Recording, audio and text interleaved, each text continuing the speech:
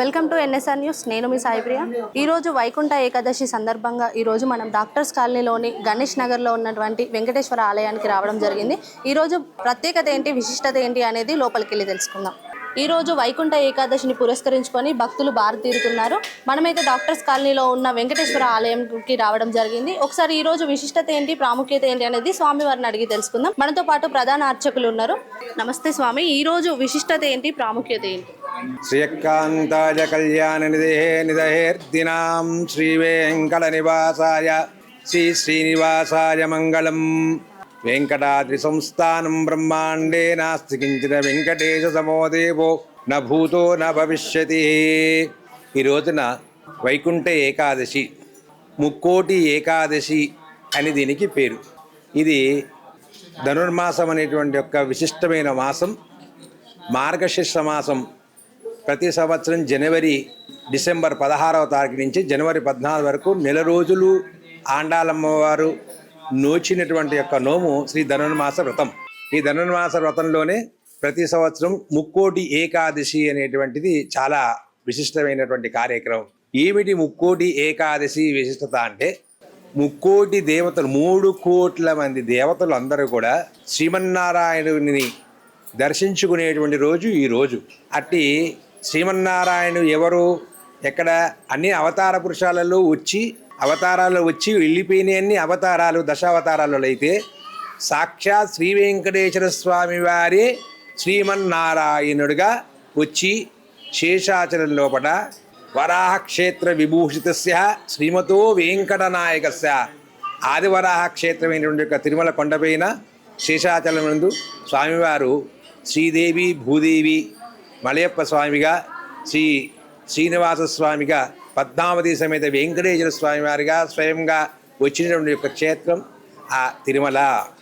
ఆ తిరుమలలో అందరు భక్తులు అందరినీ కలిగం లోపల అనుగ్రహించేటువంటి వాడు ఆ శ్రీమన్నారాయణ శ్రీనివాసుడు కనుక ఆ స్వామివారు అంతటా నిండి ఉన్నటువంటి యొక్క స్థానాలలో పరిసర ప్రాంతాల్లో అందరూ కూడా ఈ ఆలయాలు వెంకటేశ్వర స్వామి వారి ఆలయాలను నిర్మించేసి ఆలయాలలో లోక కళ్యాణార్థంగా స్వామివారిని అర్చిస్తూ ఆ అర్చన ప్రభావం చేత అందరు తరించేలాగా ఆనాడు ముక్కోటి దేవతలందరైతే శ్రీమన్నారాయణ ఎలాగో ఆరాధించినారు ఈ ఒక్క రోజున. ఇటువంటి రోజున పరిసర ప్రాంతాల్లో ఏ ఆలయానికి తగ్గట్టుగా ఆ ప్రాంతంలో భక్తులందరూ కూడా వెంకటేశ్వర స్వామి వారిని దర్శించుకొని స్వామివారి యొక్క దర్శనం చేసుకుని తీర్థప్రసాదాలు స్వీకరించి ప్రాతకాలం ముందు బ్రహ్మీముహూర్తంలో ఉండేటువంటి యొక్క ఉషోదయ కాలం పూర్వం ఈ స్వామివారిని సందర్శించి ఉత్తర ద్వారము గుండా, అంటే ఉత్తర ద్వారము దక్షిణ ద్వారము 2 ఉంటాయి. ఉత్తర ద్వారం ఉత్తరం అనేటువంటిది మోక్షానికి చిహ్నం. మోక్షానికి వెళ్ళేటువంటి వారు, వైకుంఠం వెళ్ళేటువంటి వారు అందరికీ ఉత్తరం. మరి సకలను సిద్ధింపజేసి అన్ని కలిగింపజేసేటువంటిది దక్షిణం. అటువంటి మోక్ష మార్గానికి వెళ్ళడానికి ఎప్పుడైనా అందరూ అర్హులే. అర్హత వాళ్ళు సంపాదించుకోవాలి కనుక దానికి కూడా కొన్ని అర్హతలు ఉంటాయి కనుక అందరూ స్వామివారిలో ఎప్పుడైనా ఒకప్పుడు స్వామివారిని పొందవలసిన వాడే ప్రతి జీవి, ప్రతి ప్రాణి. అది పునర్జననం పునర్మరణం.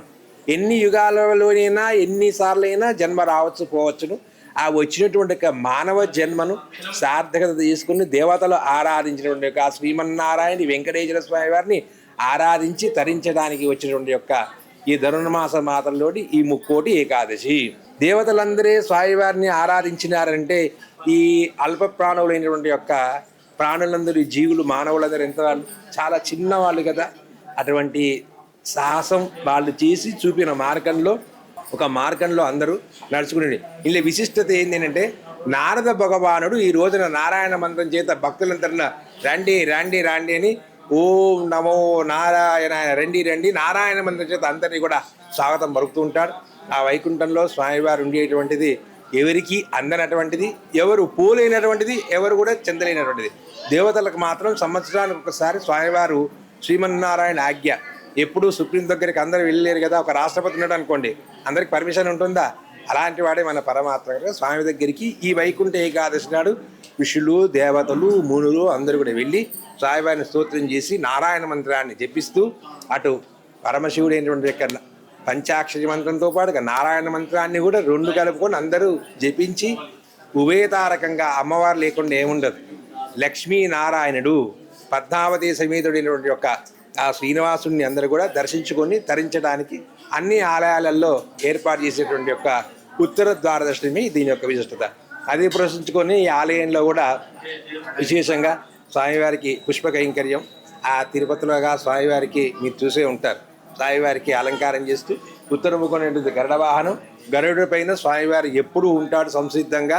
ఆ గరుడు ఎలా ఉంటాడు అంటే తెల్లని రెక్కలు తెల్లగా ఉంటాడు. ఆ స్వామివారి కిందికి ఆకాశ మార్గంలో పోతున్నా కొద్దీ, పైకి పోతున్నా కొద్దీ చిన్నగా సూక్ష్మ రూపం ధరిస్తాడు. కిందికి వస్తున్నా కొద్దీ విశేషమైన రూపంలో ఉండి స్వామివారిని తన యొక్క భుజస్కంధముల పైన ఈ రకంగా ఉంచుకొని ఎటు అంటే అటు ప్రయాణం చేసేటువంటిదే గరుడవాహన రూపుడు శ్రీమన్నారాయణుడికి అమ్మవారు కూడా.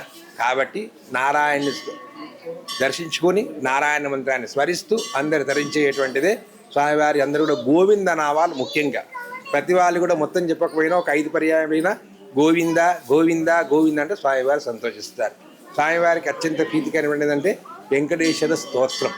ఈ స్తోత్రాన్ని ఈరోజు ఇక్కడ భక్తుల చేత పోతున్నట్టు గోవిందనామాలు స్తోత్రం చేయించడం జరిగింది. ఇప్పుడు ఇంకా మీరు చూస్తున్నారు, వస్తూనే ఉన్నారు అర్చనల. స్వామివారు ఆదిలక్ష్మి అమ్మవారు, గోదా అమ్మవారు, మధ్యలో స్వామివారు. దీనికి ఆళ్వారాదులతో వెంకటేశ్వర స్వామివారిని ఆరాధించడం విశేషదాయకం. 12 మంది ఆళ్వార్లు ఉంటారు.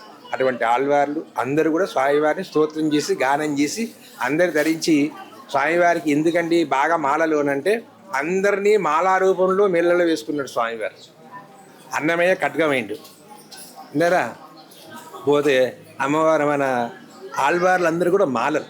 అటువంటి ఆళ్వార్లందరూ కూడా మన శివుడు కొడుత నాట్యాడు గోదా అమ్మవారు స్వామివారికి మాలలు తయారు చేసి 30 శ్లోకాలం పాడి ఈ డిసెంబర్ 16 నుంచి జనవరి 14 వరకు కూడా వ్రతాన్ని, కాత్యాయని వ్రతం, భగవంతుడు పొందేటువంటి వ్రతాన్ని చేసింది అమ్మవారు.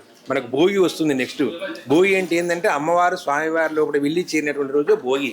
అటువంటి భోగి నాడు అమ్మవారికి కళ్యాణం జరుగుతుంది. అదే విశేషదాయకం. ఈ కార్యక్రమంలో అందరూ కూడా తరించి దర్శించుకొని స్వామివారు పరిసర ప్రాంతంలో ఉండే వాళ్ళందరూ కూడా స్వామివారి అనుగ్రహానికి పాత్రలు కావాలి. అందరూ కూడా ఎప్పుడూ భగవన్నామస్మరణ ఒక్కటే రక్షణ, ఇంకేది లేదు.